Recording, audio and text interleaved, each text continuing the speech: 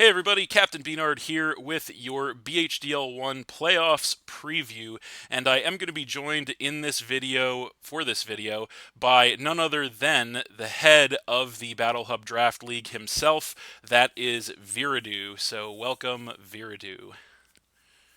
Thank you, thank you. How are you, Bina? I'm good, how about you, buddy? Doing good, doing good. Awesome. Really So, happy about what we're doing right now. yes, yeah, I'm glad we could put this together. Um, Representing the Americas here, North and South, in a Battle Hub Draft League Season One playoffs preview.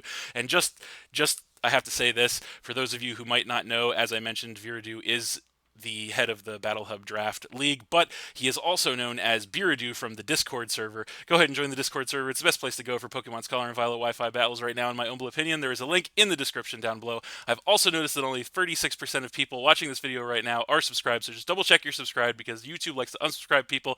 It's really bizarre. And if you're not subscribed in the first place, why not? It's free, it helps me out, and I really appreciate it. Sorry, I had to. And I swear you have that written somewhere. Yeah, it's written in my brain. I can't unsee it. So, yeah, but anyway, all jokes aside, I have to get the humor in, but um all jokes aside, so what we're going to be doing here is we're going to go over all of the four different matchups, eight different coaches slash teams that we have for the quarterfinals here, which is the first round of the playoffs in the Battle Hub Draft League Season 1. So, yeah, ready to go? Let's go, let's get it. All right, let's get it. So, going to go ahead and send it over to the bracket here. So we're going to take a look first at the bracket. So the first question, as far as the playoffs go, is who's in the playoffs, obviously. So here on the screen, you're going to see the breakdown of all of the matchups and then kind of who the winner of what match plays the winner of what match as well, kind of, going through the tournament to get to the finals. And of course, that sweet, sweet coveted prize, what I believe is the best non monetary prize in the history of any competition, to be declared the first ever Pokemon Scholar. Gotta love it. Gotta love it. Yes. So, the first matchup here, as you can see, quarterfinals, we have number one seed Raymond versus number eight seed Bread Pudding Official. Then we're going to have number seven seed Pokemaster 88 versus number two seed Emerald Miner. We also have number six seed Scorpion versus number three seed Biradu, the man on the other line here. And then we have number four seed Icy Dude versus number five seed Yours Truly. So, yeah, as you can see in the brackets, then the winners of Raymond and Brett are going to play the winner of Icy and myself. The winner of Scorpion Biradu is going to play the winner of Pokemaster and Emerald Miner, and then the winners of those will play each other, and that's kind of how the playoffs are going to go. So, do you have anything you want to add to that there, Biradu? No, not so much. I think Gotcha.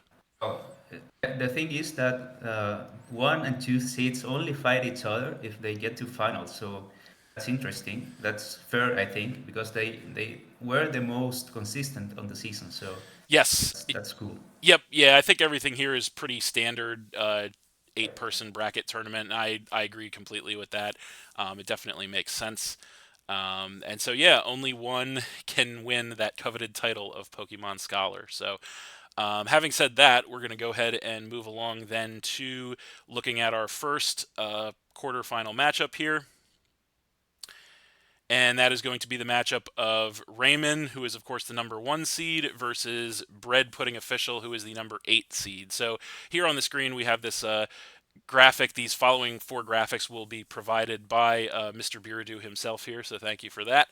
Um, so we can see on the screen here we have obviously the full draft teams of the Pokemon, and then obviously the Pokemon highlighted in purple are going to be the Terra captains for the teams. So as you can see, we'll kind of start with whichever seed's higher, and then talk about the other team second. So uh, Raymond has at this point a 7-2 record.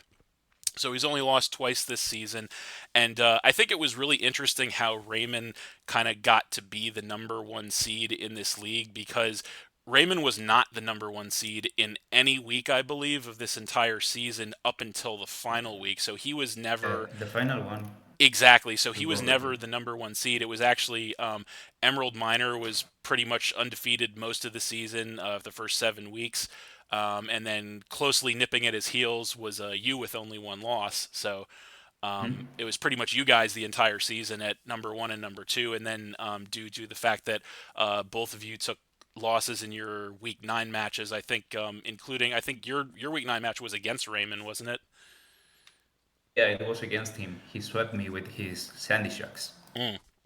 Yes, yes. Who could forget that battle? I did see that one actually. That was it turned ugly quick. Let's say that.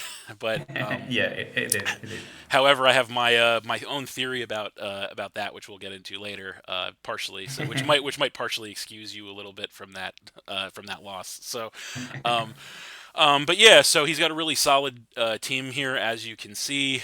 He's got heavy hitters like the Chen Pao, obviously, and the what's that thing called? Basculesian, of San- course. Yep. the Sandy Shocks. Obviously, the Sandy Shocks is one of his Terra captains. That's a huge heavy hitter there. And the X factor for Terra is really crucial in this league because you can Terra into anything. I know a lot of other leagues we've looked at, you are confined to like two different Terra types. Um, but in our league here, your captain can be anything. So that's a huge X factor, obviously. But Sandy Shocks is a big threat that sticks out. Clodsire is obviously another big one that sticks out as a very reliable defensive wall, um, and obviously the Tinkaton as well. Um, but overall, a really strong, well-rounded, put-together team. I think he's also got other defensive options like the Rillaboom, the Dondozo, which is of course his other Terra captain, and even the Toad Scroll, which I'm not sure how much he's brought Toad Scroll this season. I don't think it's been a lot, or I Not could, so much. yeah. Um, but overall, just a really nice looking team. What are your thoughts on his team there, Beardu? I think Raymond's team is actually the best one of the league.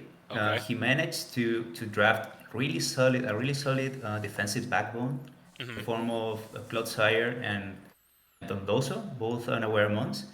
And it's pretty simple. Get good defensive walls and good sweepers. And another thing I think Raymond did extremely well was picking his tier captain. So fast electric moons are really good tier captains because they often lack coverage. So you can give them coverage. Yes. And I think having a defensive mon as a tier captain, being hard to break like Dondoso is amazing. So uh, definitely the best, in my opinion, the best team of the league. It also has Team Pao, which is probably the strongest mon of the all the draft pool. So that's amazing. That's really amazing. Yeah, yeah, I pretty much agree with everything you just said there. Great balance of offensive pressure and defensive capabilities. And yeah, definitely. I don't know if I would go as to say it's hands down the strongest draft in the league, but it's definitely up there. If it's one of the top two or three for sure, I think. But yeah, I can't really argue with any of that. So, but having said that, we're going to take a look at his opponent here, Bread Pudding Official. And so his record stands at this point as 5-5, technically, I believe. Had to go through the wild card round in order to secure this spot. Obviously, he's had kind of a mixed season with a 5-5 record, pretty much split right down the middle. Um, and I believe, correct me if I'm wrong, but I think Bread is the only coach who's made it into the playoffs without a winning record, with a split record. Is that right? Yeah, that's right. He's the only one at 4-5 when he made it. When he went Made to it. the wild cards. Yeah, yeah, yeah. Yeah, so he's the outlier, you might say, the wild card himself in this whole equation, you might say. So, looking at his team, you can see he has a very offensive team. He's got some premier threats like the Hoopa Unbound, obviously, the Cinderace, the Spectrier is obviously a huge one. Quackleval, the Tornadus Incarnate, that is, I believe. Obviously, the Glamora is a huge threat as well. So yeah, when I look at this team, I just see an incredibly offensive team, very capable of applying a lot of pressure to opponents. Now, that can be a mixed bag because if you, it can be really good in one way because if you get to the point where you can get something going early with an offensive team like this, then you're just going to run away with the game, and we've seen him do that several times throughout the season. However, on the flip side of that, if you kind of find yourself on the back foot in the game, you don't really have the defensive core to kind of mitigate that. So that's kind of how I see this team. I don't know if you'd like to give me your opinion on that. Yeah, I think you're right. His team is really offensive, and it's pretty much what you expect when someone like drafts first pick who bound and makes him its third captain. Hmm. I think Spectre. I mean, however, I think his offensive months are kind of limited. I mean, Spectre has really little coverage Hmm. without being a third captain. Hoopa needs probably to run a choice scarf in order to overcome that mediocre speed it has. Hmm. Um, but overall, I think this team deserves this 5-on-5 record. Also, it's important to note that these two players already battled during week 5, I think, Hmm. and Raymond came on top of that battle really easily. Did So he? Yeah, he got a huge victory if I'm not mistaken, right? yeah, I think it was 5-0 something. Gotcha. Yep. So that's definitely obviously going to be consideration in these playoff matches because I'm also when we're done with the analysis going to kind of ask both of us to pick who we think is going to win the game. Obviously, Mhm. when it comes to our own personal games because we're both obviously in the playoffs as well, that's going to be more. We'll lean more on the other's opinion for more objectivity, obviously. So for my game, I'll obviously defer to you more for objectivity and vice versa. Um, but yeah, I do agree with all that. I think if history is any indication, I think Raymond is definitely the favorite to win this match. I will say I'm not going to count Bread out because, as I said, you're correct in saying that his offensive mons definitely have their limitations, like the Spectre with the move pool, Hoopa with the speed tier. But I will say, if he can manage to get something going um, as far as the Hoopa, obviously I would expect Hoopa being a Terra captain, he's going to lean heavily on that. Although obviously he could with the Tornadus as well. Um, Quacklevolt could be an X factor as well because we know how potent that is at sweeping even without Terra. So I think this match is really going to come down to whether or not Bread can outrun Raymond, and that's a lot easier said than done, obviously. But I think if Bread can take the initiative and take the lead in this match and kind of outrun Raymond from the get go, I think he could have a really good shot of winning.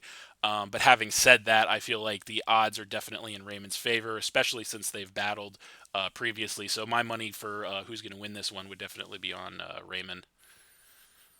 Yeah, me too, me too. Although I think Red has some interesting options here. The good thing about Hoopa is that it can run even special or physical offensive sets. And if you see Raymond's team, Don Doso is primarily defensive, physical defensive wall, and Clothire special defensive one. So Hmm. you have some room to maneuver around them with Hoopa. Also, I think Quaquable doesn't have a good week here because of Dondoso walls it completely. And it's True. going to be really tough for Brad to be able to break that Dondoso if he brings Quaquable, in my opinion. So Yep. also another thing to note here is look at Raymond's, I mean, Brett's ground types. He only has Whiscash, Hmm. which is not a good mon. So Sandy Shocks, which has been doing really well in this season, has free reign to Volt Switch and Thunderbolt all over the place. So those things you have to note. Absolutely, and I would also add too. Now that I'm looking at it as well, Quacklevolt probably has a bad matchup against the Clodsire too if it's water absorb. So, Yeah, yeah. yeah, so it's definitely going to be. I agree with you completely. It is definitely going to be an uphill battle for Bread. I'm not going to count him out. Like I said, I think he does have a chance of winning this. but definitely the odds would be in Raymond's favor. He's got the matchup on paper. He's got the experience as well. I don't know. I'm not 100% sure what Bread's draft experience is, but I know Raymond is a very experienced and seasoned battler, both competitively and in draft league. Um, so I'm not sure about Bread, but yeah, it's definitely going to be uphill for Bread. Red has history in draft league. He's not much of a Wi-Fi battler, but Okay. I've known him from being a draft player, so he's experienced too. Gotcha. So, and these are all as a other side note. These are two coaches that I have not faced this season. I don't know. Did you face Bread this season? I know you faced Raymond. Oh, I did not face Ray.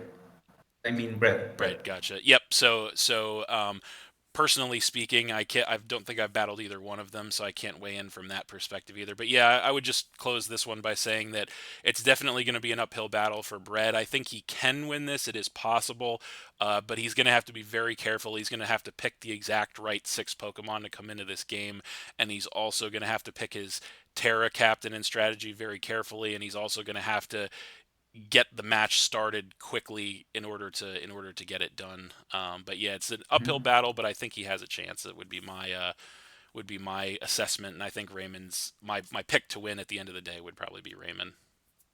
Completely agree with you. All right, so we're gonna move on to the next match then. And our next match is going to be number 2 seed Emerald Miner taking on the number 7 seed Pokemaster 88. So here are their teams. As you can see, Emerald Miner here, I would say, in my opinion, has one of, if not the strongest drafts in this whole league.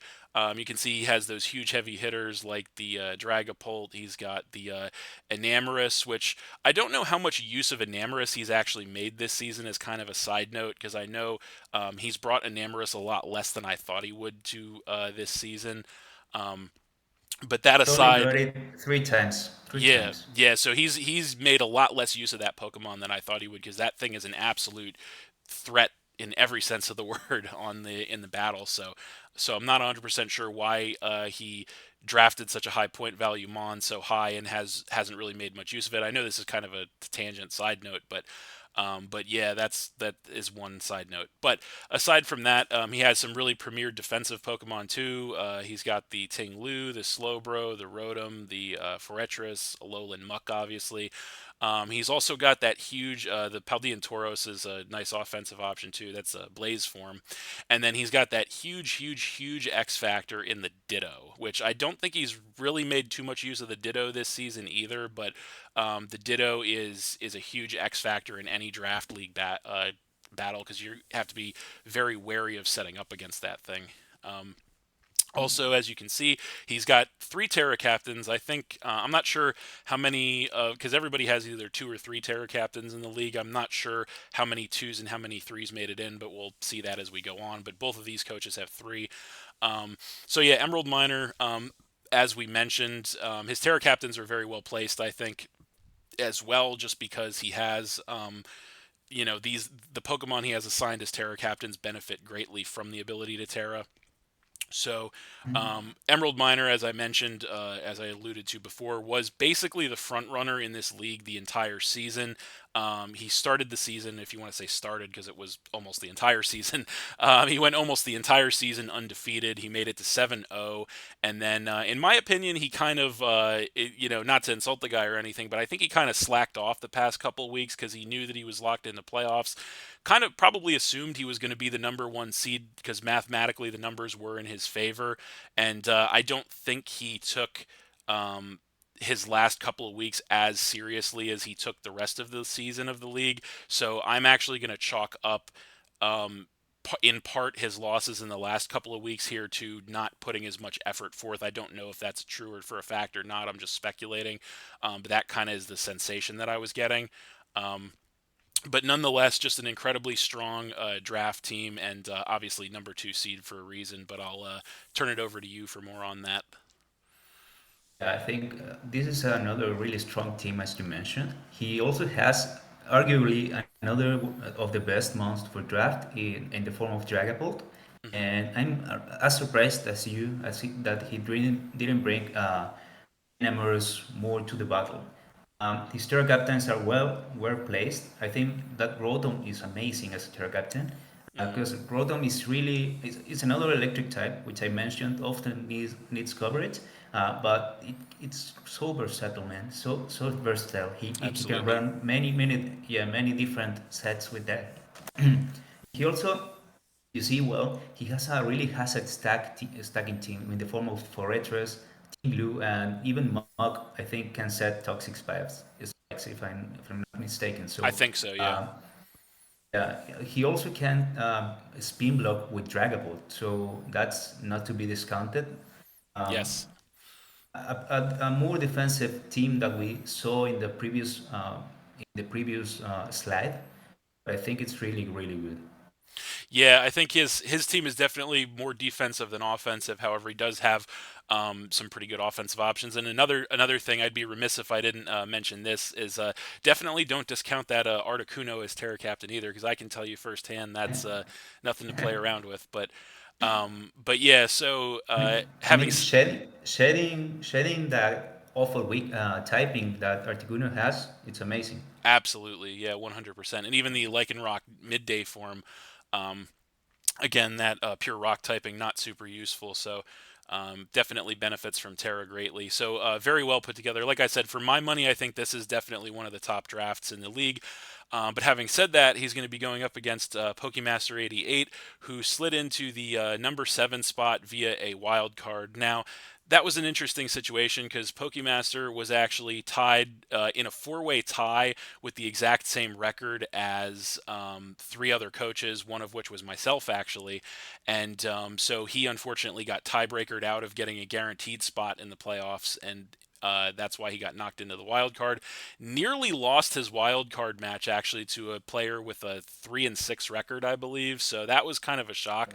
That guy really came to play, but he did manage to hold on. He did manage to get his playoff spot. So I guess technically after the wild card round, he's sitting at, I believe, a 7-3 record now um, in this season. So as you can see with his team, again another very strong looking team. He's got some obviously premier Pokemon such as the Goldango, the Hisuian. Um, yeah, I'm Amber. blanking. Samurott, sorry, yeah, I forgot about that. Thank you. Hisuian Samurott. Also, the Sneasler stands out to me. I was just using that for the first time ever just recently, and it is such a powerhouse. And it is not just a glass cannon; it is very versatile as well. The Thunderous, obviously, Therian form, the Sylveon. Um, the one criticism of this team, I will say, is that his Terra captains being the Hisuian Avalugg and the Delphox, I don't see as the best possible options. The Hisuian Samurott as the third Terra captain, I do agree with that. That does make sense, and maybe he just has the other ones there because of point value constraints. I'm not sure. But I don't see making those Mons Terra captains as the most useful thing in the world. Um, but additionally, on the positive side, he also has Pokemon, the Umbreon, the Masquerain, even Gallade. They all could have potential niches in competitive play, but overall, a nice looking team as well. But yeah, I'll give it to you for your thoughts on that. I think this is another really strong team. I think we've seen the three strongest teams, in my opinion, so far, which is Pokemaster, Emerald Miner, and Raymond. Another Hazard Stack team. He first picked Golden Go and then went with Hisuian Samurott. So a really potent core there, Mm, which could give problems to Emerald Miner actually. Uh, yeah, however, he doesn't have a good spinner. He only has Hisuian Avalok, but I don't think that's a really good one compared to Forretress. no, It's way less versatile. I think definitely. that's a con for Pokemaster. Another thing to note here is that Sylveon is a really good answer to Dragapult because Dragapult is forced sometimes if it can't run Terra Blast, is forced to go special, and Sylveon takes special hits really well. So that's really good to know in this matchup, in my opinion. And counting on the Terra captains that you mentioned, yeah, I don't think Delphix and Avalok are so good of captains. Maybe Avalok is fine because it has an awful typing too. But I think seeing a Galate there, I would have put my money onto Galate for being a Terra captain. Or even a Pokemon like Sylveon that would come more Yeah, frequently, you know. yeah, yeah. So, Galate's been doing really good for him though. oh yeah, yeah. If he brings Gallade, yeah, I'm not. I did not play Pokemaster this season. I'm not sure how what his frequency of bringing that was, but yeah, I definitely think yeah that's the one criticism for me as well, as I had mentioned. I would say, looking at this matchup head to head, if I had to pick a winner, my money is probably going to be on Emerald Miner. I'm going to go with the safe bet here. Emerald Miner does have a better record, not by much, obviously. But I think that overall, I think his team is really solid. I don't know, did they play in the regular season or no? Emerald and They Pokemaster. did in week 9, and Pokemaster Oh, won that's right, 2-0. he did. You're right. I Uh, nearly forgot about that. yeah, yeah.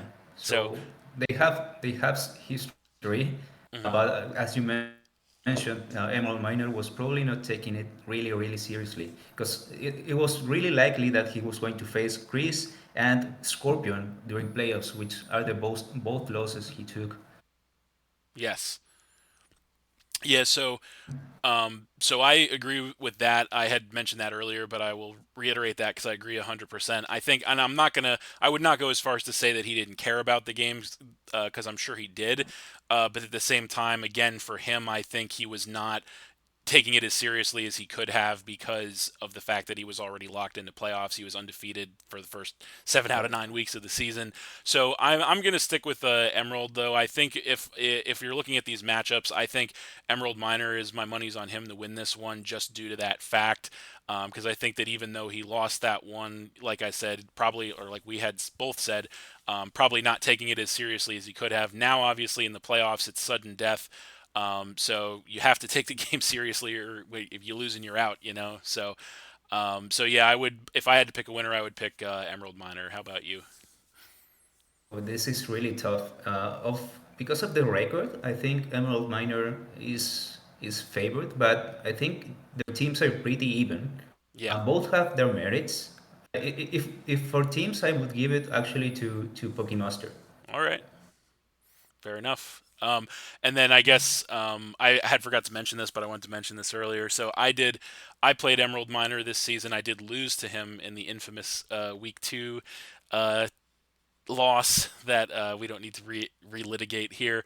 Um, but yeah, and I didn't play Pokemaster. Did you play? Did you play either of them this season? I don't remember No, if. I didn't play either of them. Fair enough. So I think that's a good place to leave the analysis for those two. Mhm. So yeah, a little bit of a split opinion there. We'll see. We will see who comes out as correct. Mhm. But moving on, next match we have to look at here is going to be number 3 seed Viradu sitting with us here versus number 6 seed Scorpion. So, um, I'll obviously, since this is your match, I'll take more of a lead on the, obviously the critiquing of your side, and then vice versa with my game. So, um, Viradu is, or you, I should say, we'll just say you. Your season has been really strong, obviously, too. Finished with a 7-2 record. Only took losses in week 1 and week 9. I'd be remiss if I wouldn't mention who the week 1 loss was, too. Got to throw that out there. You can all read between the lines, but I will say, obviously, ended up having a better season than me anyway, so it kind of evens out. But no, so looking at your team here, obviously, this is another team that I would definitely put toward the top. To be completely honest with you, um, the Urshifu Rapid Strike, absolute powerhouse, obviously. The Heat Ran, defensive powerhouse, obviously. The Thunderous Incarnate, very versatile. The Noivern, especially as a Terra Captain, very versatile and very powerful. The Weevil, um, and even the Hippowdon as Terra Captain has put a lot of work in for you this season. So I'd see another very strong, well-rounded team in yours, obviously.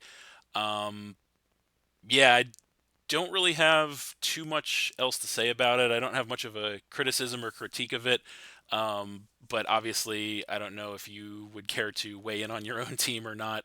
Um, all things I considered. mean, I like my team. I think I could have done some things better, but overall it's performed really well. I have brought, I think, all mons to battle so Hmm. far. Yeah, I believe so. It's been a letdown for me. What's that? Heatran has been a letdown for me. Its Oh, typing really? it's too hard to. Yeah, it's even though it has many resistance, like Hmm. four times resistance.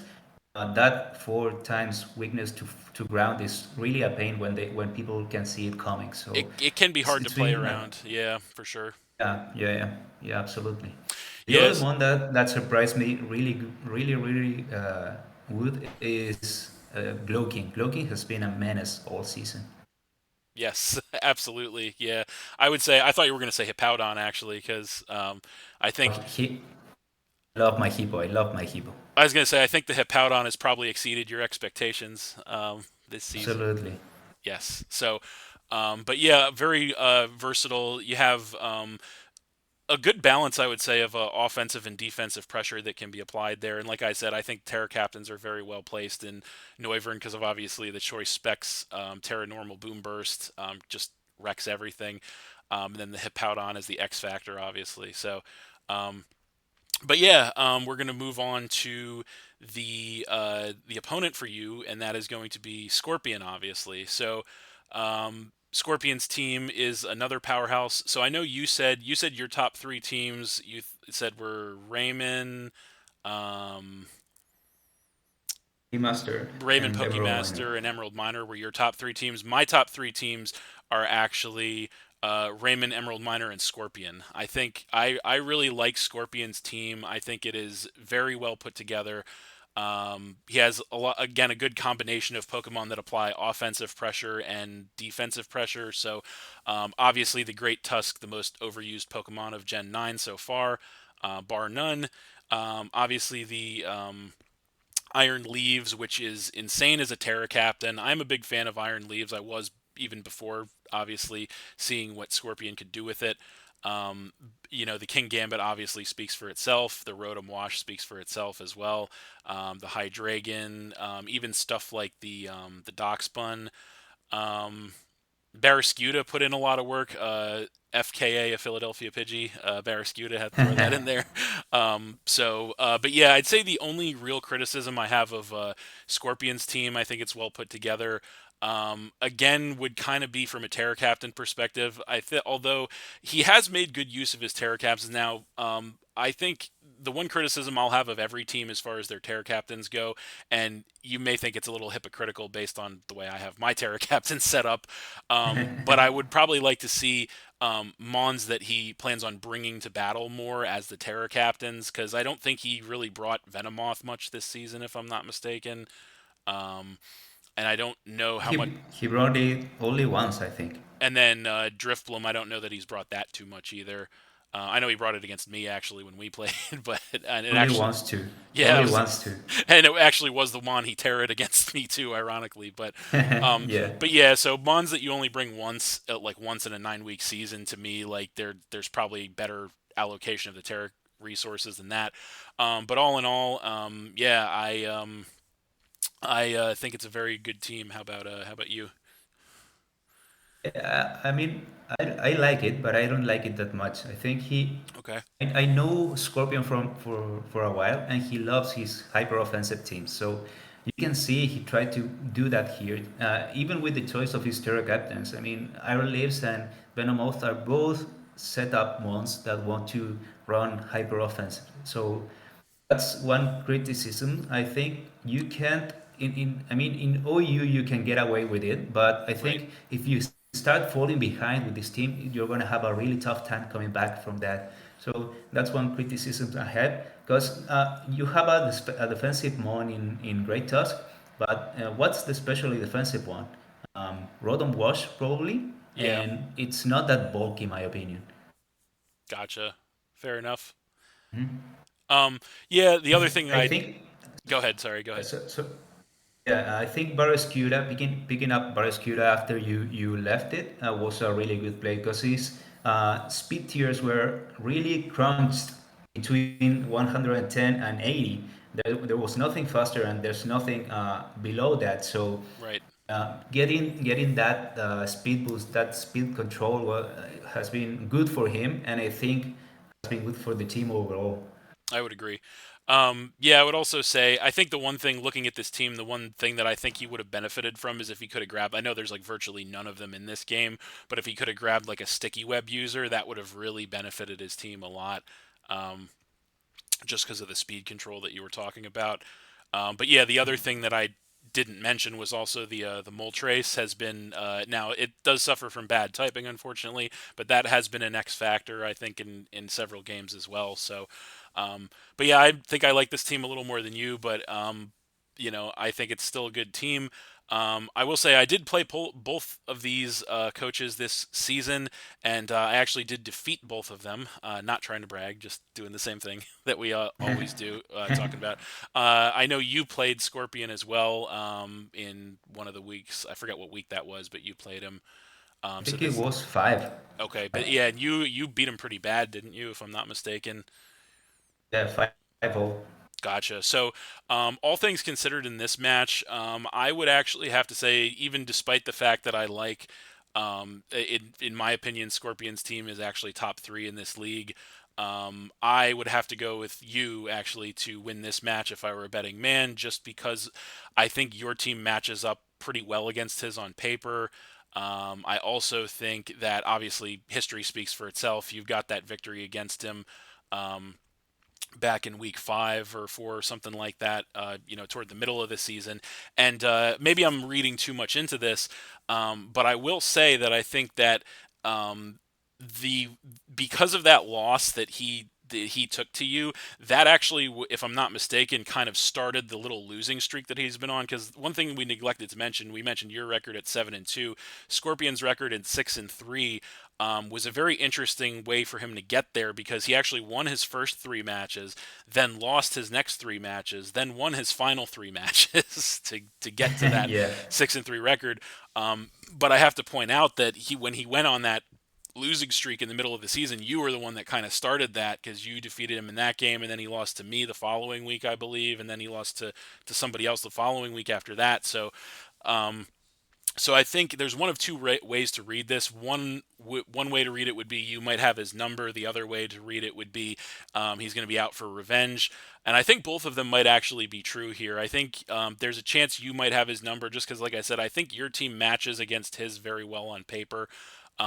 So it's definitely going to be an uphill battle for him. But I think he can win this game. It's just going to be, like you said, the one thing that this team kind of lacks in a way is if you get on the back foot in the game, it's going to be to um, hard to get out of that situation. So I think if he wants to win, he's going to have to really control the pace of the game, and he's going to have to do what he wants to do quickly in order to make that happen. So I'm not going to ask you to pick a winner because it's your game, so we won't go there. So we'll just kind of, unless you have anything else you want to say about this matchup here. Yeah, I don't wanna spoil anything. I have prepared some things for him, but I Hmm. know he wants revenge. He wants blood, and so I'm kind of I'm a really low confident guy. I don't think I this. I think this is going to be tough. I don't wanna. I think he's going to win actually. So Okay, so let's you think? let's let's put it that way. All right. Well, hey, like I said, my money is gonna be on you to win actually, just because, like as I said, I think you have the matchup on paper, and I also think history. You defeated him earlier in the season. However, I do agree with you. He could definitely be out for revenge. He could definitely have some interesting stuff up his sleeve for you, and I could see him winning. I'm definitely not discounting the possibility of him winning. So, um, but having said that, I think we're going to move on to our final matchup here. And as you can all probably guess, that is going to be my matchup. So that is going to be Icy Dude actually in the number 4 seed here, going up against me in the number 5 seed. So both of us here have the exact same record, 6-3. Both of us have had a pretty good season, I would say. A little mixed. Bad luck and good luck. I mean, I'm not sure about Icy, but on my side, I've definitely had my share of bad luck and a little bit of good luck as well. But yeah, looking at Icy's team, we'll start there. I would say his team is good looking. He does have some premier high point value threats like the Annihilate, obviously. He's got the Garchomp, the Tyranitar as one of his terror captains, Kilowattrel, um, Hisuian Braviary, I believe it's the Hisuian one. That's also his other terror captain, and then the Amoonguss. Looking at this team, I really see a much more defensive team than offense. So his team is definitely looks to be better at applying at being defensive than being offensive. Obviously, he does have some nice offensive options, but I definitely see this as a far more defensive team than offensive. Obviously, the Grimmsnarl with screens and all that, Blissey, Amoonguss, Hatterene even. Aloe Momola, which I think has come to games, if I'm not mistaken, or maybe I'm thinking of something else. I don't know. But but either way, very defensive team, I think. And obviously, his record speaks for itself. Although there is a little bit of a caveat with his record because he did actually, as luck would have it, on his case, actually did get a free win. In his last week to kind of lock him into playoffs, so luck was definitely on his side in that case. Um, but yeah, I don't know if you would care to weigh in on Icy's team here. Tell me what you think. I think Ice's team is really, really defensive, as you mentioned. He has a regenerator core, which is really annoying in the form of Alomomola and Amungus. And Yes, also that Blissey, man. That Blissey is a pain to deal with if you can't hit it with fighting type moves. So, but however, he also has two of the best setup mounts for Draft League. Actually, he has Annihilate and what is the name of the that Hatrin. yes, So those are really good if left unchecked. People could have a really bad time. Another thing I don't like about this team is that it has many weaknesses. yeah, IC didn't take care of the weaknesses, so it has many holes you can punch into. The good thing about this team, and I'm going to say it's my favorite team because it has a Terra Captain Tyranitar. So yes, that's great. That that's the yes, most amazing part. yes. There you go. So, fair enough. Biased, but at least you're honest. So. But anyway, so that's going to feed over into obviously his opponent, which is going to be me, obviously. So, looking at my team, I've kind of gone over this at length, so I'm not going to talk about my team too much. But I'm pretty happy with the team that I put together this season. Honestly, it ended up leaning a lot more on the electric terrain strategy than I had initially hoped it would, but that just kind of ended up being the better bring pretty much every week than any of the other strategies I had in my head when I drafted it. Um, I do like my team. I think it could have been better in certain aspects. Um, I think I could have done things maybe a little bit differently, but I like my team because I like the combination of offensive and defensive power that it has. I'd like to think it's also type balanced pretty well.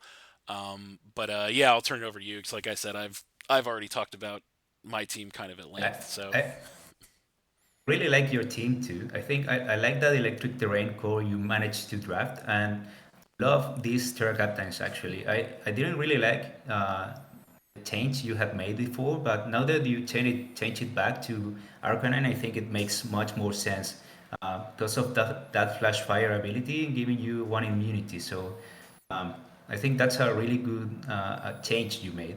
yes, Also, I'm going to say I don't respect the lack of Brute Bonnets coming this season. That poor thing has not come a single week, yes, although it forces a lot of preparation because of that spore. So maybe people are going to try to bring some things prepared for that spore, and you never know if you're going to bring it to battle.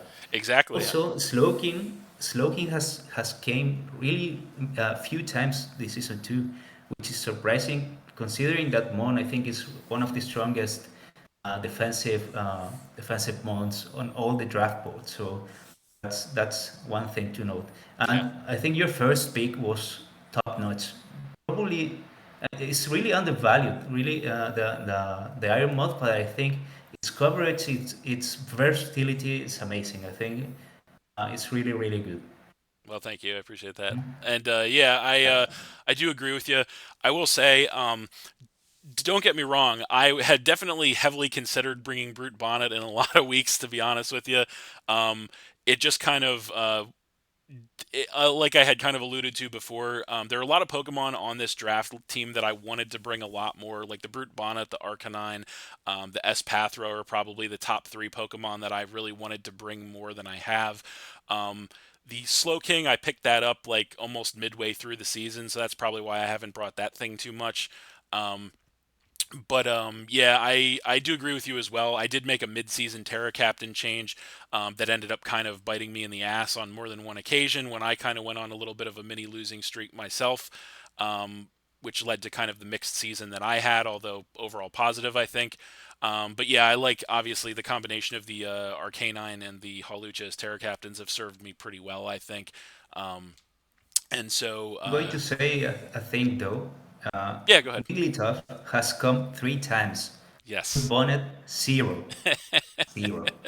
Man, you're really disappointed in me for the Brute Bonnet, huh? All right. Absolutely, Well, yeah. who knows? Maybe quarterfinals. Maybe Brute Bonnet finally makes its debut in the quarterfinals, and I feel free to say that just because at this point I haven't even really begun to prep for my game. Yeah, I don't know what I'm gonna bring against Icy, but Brute Bonnet could make its debut in the quarterfinals. Who knows? But no, so looking at this matchup on paper, obviously I have not faced Icy Dude this season. Um, Me so neither. there, yeah, I was going to ask you if you faced Icy Dude or not. But since you haven't, I think that's a little bit of an X factor. Obviously I'm not going to pick a winner in this one because it's my match, so I don't want to pick a winner. But so I'll leave that part to you. Um, I but think looking at, I would love Tyranitar to be crowned scholar this season, but I think you have a better matchup against Icy, mainly due to the typing disadvantage. I mean, Icy Dude's team is not well rounded. I okay, think people can take advantage of that. well I'm hoping so. I'm hoping I can take advantage of that. So, but My money's on you, mate. well, thank you. I hope so. Like I said, the way that I look at these things is I'm happy if I make it to playoffs. That's always my minimum goal whenever I enter a draft league is I want to make playoffs. At least now that I've accomplished that, I almost feel like the pressure is off a little bit. Like, don't get me wrong, I'm going to try my hardest to get as far as I can, as I'm sure you and everybody else will as well. But in my mind, at the end of the day, like the fact that I've made it to playoffs means that no matter what happens here, I can kind of hold my head high. So, um, but yeah, I'm hoping to get the win. Obviously, I think it's going to be a tight one. I think I actually have played Icy Dude not in the draft league, but I've played him in some free games a couple of times.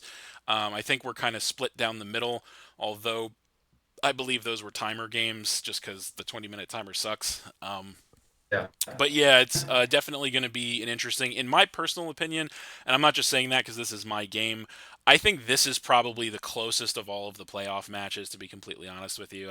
I mean, Emerald Miner and Pokemaster is a close second, probably, but I think this is probably the least clear cut of the playoff games, in my personal opinion. I think anything could happen in this one, and yeah, we'll just kind of see what happens. But yeah, I think that pretty much wraps it for this one. So those are the four playoff matches, the four quarterfinal matches that we have coming your way very soon.